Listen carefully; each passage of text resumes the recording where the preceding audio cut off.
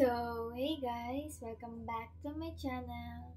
And for today's video, share ko lang naman sa inyo na yung mga government IDs ko as adult and sa mga beginners din na nag-iisip ba or ano kayang madaling kunin as a valid ID.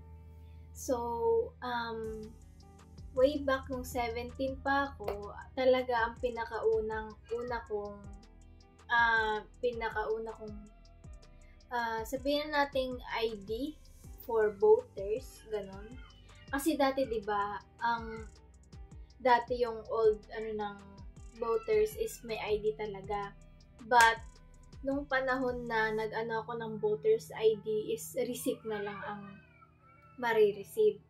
Kasi ang pinalitan na sa voters ID is yung national ID. Ewan ko kung yun yung totoo, but yun ang alam ko. Kaya na tinanggal na yung voters ID kasi papalitan na ng yung national ID. Kasi akala ko din dati nung 17 ako, kasi yung lola ko meron siyang voters ID. So akala ko kapag nakakuha ko ng voters ID ko is meron din akong ganon, voters ID. But ang na-receive ko ay yung receipt. So, papakita ko sa iyo guys. So, ito guys, yung voters ID ko. Voters receipt. So, ganyan na lang siya. Talikod na lang natin. Ganyan ko siya na-receive. Ayan. Ganyan ko na lang siya na-receive. Nung nag-apply ako, same date ko din siya nakuha. Diba pumila ako. Sobrang haba nun guys, kahit pandemic days. Sobrang haba ng pila kasi kada site kasi yun dati, kada mall, ganun. Kapag merong available na magpaparegister ng voters para, kunyari ngayong taon, may magpapaano sa inyo na sa mall. Kasi nagpaano kami ng voters sa Robinson, sa Cubao. Ayun. Sa Cubao, sa Manila. So, dun ako nagpa-register, kasama ko yung kagawad kong auntie. Ganun. So, ito, inaya niya lang ako kasi mahirap, kasi kapag nasa lapit ka na nga, tapos pag di mo pa pinuntahan yung site na yun, di ba? Or yung location na yun, mas mapapalayo ka. So, siningit niya na ako dun sa voters na registration, ganon. Kasi 17 ako nun, and kasi 17 ako, and next year nun is botohan na nun ng, tandaan ko, president, ganon, botohan ng president. Yun, botohan ng president. Yun yung naalala ko kasi tinanong niya nga kasi ako na mag-18 na nga ako nung next year na yun. Kaya nagpa-register na ako ng voter ko. So, nakuha ko to guys nung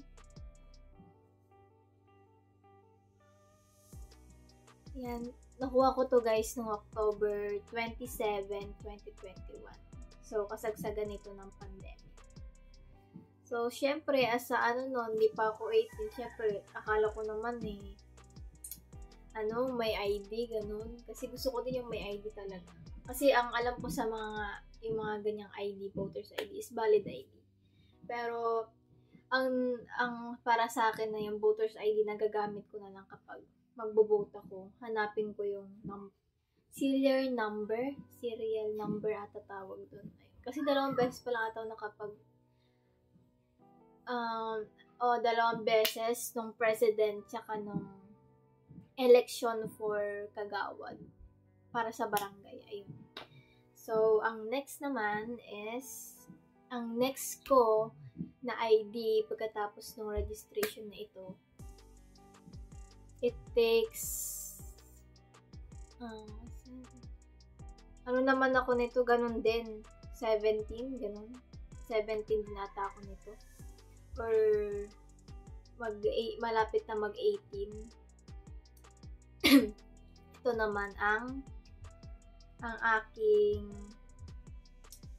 e-fill ID. Ito. Yan, e-fill ID yan. Tsara ng mukha. Buha ko nung Ayan, nung padalaga ng me. Ayan. So, itong e-fill ID na to, nakuha ko naman to nung 18 na din ako. Malapit na. Ano na yon, next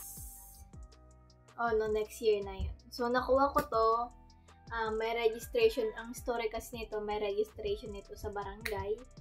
And hinila din ako ng auntie ko na mag-register na for national ID para naman meron akong valid ID. But, na-disappoint lang ako kasi hanggang ngayon wala pa yung actually na ID ko.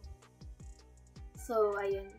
Ilang years na wala pa din yung talagang actual na ID ko. So, yun lang na-disappoint ako. Kaya, kapag kunyari may kung kailangan ng valid ID, na government ID, pinapresent ko na lang tong e-fill ID ko. So, ayun. Kahit minsan is parang, e-fill ID, parang nag-aalanganin pa sila kasi syempre kailangan nila talaga yung pinaka-ID. Ganun. So, ito guys, yung e-fill ID ko. Ayaw, ayan. Pag naano kasi yung wala ata. Ayan. Ito guys, yung second na ID ko nung padalaga na ID. So, kung gusto nyo guys maka-register ng kunyari yung voters registration, tsaka e-fill ID, meron available na ata sa online. Kasi dati, nung nag-register ako, talagang actual, talagang pipila ka. Kahit pandemic talaga, talagang naka-face mask ka, naka-face shield pa yun eh. Usong-uso pa dating face shield eh. Ayun. Pero ngayon, ang swerte na lang ng iba, online na lang ata. So, ang next ko na is itong mga ID muna. Next ko na pang-valid ID ko na pinaka-proud ko na nakuha is itong aking passport. Ayan. Last year ko lang to guys. Last year na nakuha itong aking passport. And if you want to know guys, yung itong mga pinapakita kong valid ID. Meron akong mga playlist na paano kunin. So, visit nyo lang guys yung playlist ko. Or if you have question guys, i-comment nyo down. Yan. Comment nyo lang dyan. O malay mo masagot ko or matandaan ko kung paano ko nakuha ulit. Ganun. Wait lang. Hindi ko maano. Ito, pinakaingatan ko talaga to guys kasi ito may bayad to. Kasi itong registration ko, wala ata tong bayad nun. At saka itong national ID ko is wala ding bayad. So, ito mayroong bayad. So, nakuha ko to noong July 29. Sa Antipolo pa ako. Sa Antipolo pa ako. Ayan. So, July 29, 2024 ko ito nakuha. And so, saya ko guys kasi may error. Ang hirap mag-apply guys sa online ng passport. Ang daming error.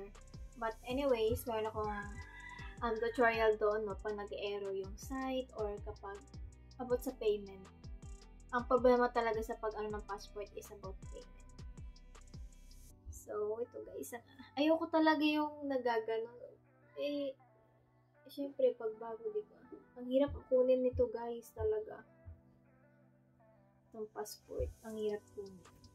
I mean, pag magre-register ka, ganun. Kasi may mga error.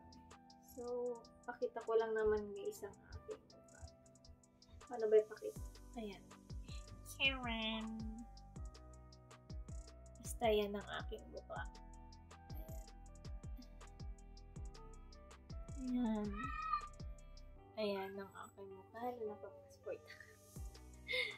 Ang guys, parang picture ka sa passport, bawal ang left tint, yung lip tint na sobrang kapal.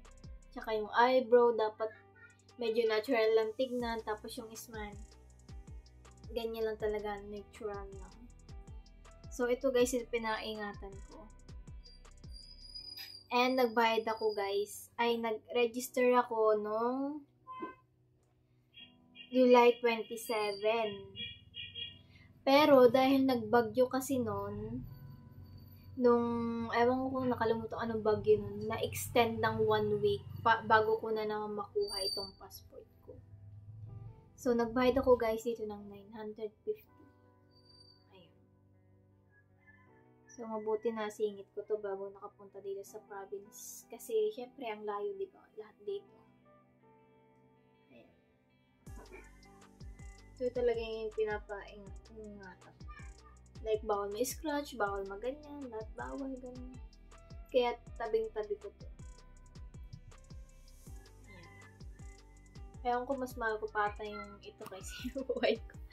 But anyway, so next naman is ang resident ID ko. Ewan, ano ko na ngayon is yung mga secondary. So, ito ang aking resident ID. Ayan. Ang resident ID ko naman is syempre nanggaling dati sa Manila, sa Quezon City. So, pag senior citizen pala, kulay blue yung ganito nila. And kapag teens or hindi pa 60 plus is kulay red. Kaya sakto nung nagpa-picture ako nito na kulay red ako. So, happy. Ayan. Resident ID for ano lang naman. For confirmation na doon ka talaga nakatira. And next is ang TIN ID na hindi ko pa nailaminate. So, ang aking TIN ID na ang mukha ko dito ay ito. Ayan. Madaming tatanong guys, no, sa digital TIN ID. But, medyo nakalimutan ko na kasi kaya hindi ko na nare-replyan yung iba. So, ganito guys, makukuha nyo kapag nag-register kayo sa TIN ID na digital. Meron na siyang QR code dito. Ito yung natatakpan na. Ito yung QR code. And, ayan, yung name nyo, tsaka yung number nyo. PIN number. Tsaka yung name nyo. So, hindi ko pa siya nailaminate kasi nakakalimutan ko. Or hindi ko lang maharap. Wala pa ang perang laminate. And, ang last, simula ano pa ako nito. Ito ang aking birth certificate. Syempre guys, valid ID, kahit paano nakakatulong din ang birth certificate, PSA, for secondary, diba? Ayan. Ang aking PSA. Ayan. So, ito guys, alam ko lahat ito. Ang ano ko lang sa online, ang naranasan ko lang sa online is ang TIN ID. Yun lang. Yun ang naranasan ko na na hindi pumila or nagka-technical problem din naman pero na-solve ko siya. And yun lang guys yung ano ko, ang digital na nag-register ako. Pero tsaka itong birth certificate ko, yung auntie ko ata yung naglakad nito, no? Kasi high school pa lang ata ako simula nakuha ko tong PSA ko or matagal na. So, and yung sa passport naman, pumila ako, binayaran ko. And itong resident ID ko, pumila din ako. And yung register ng voters ko is pumila din ako. So, yun lang guys, yung mga valid IDs ko and yung mga secondary IDs ko. And pwede naman to guys sa mga beginners lang. Ayun. Beginners na pa-adult na or iniisipan ng hinahanapan na sila ng mga valid IDs, ganun. Kasi I know that feeling guys na may requirements na ganyan. Tapos, wala akong ganito, wala akong ganyan. Paano kaya gawin to? So, mas maganda guys, mag-ano na kayo. Magkilos-kilos na kayo habang papunta pa lang kayo sa adult. Ayun. Kagaya ng ginawa ko. Kasi nung papunta na ako sa pang-adult na age is talagang inasikaso ko na agad. Kaya para pag ginanapan ako, meron akong i-represent. Ayun. So, that's it guys. Thank you for watching and sana may natutunan kayo sa vlog na ito. And don't forget to subscribe guys and comment down below if you have questions. So, bye guys!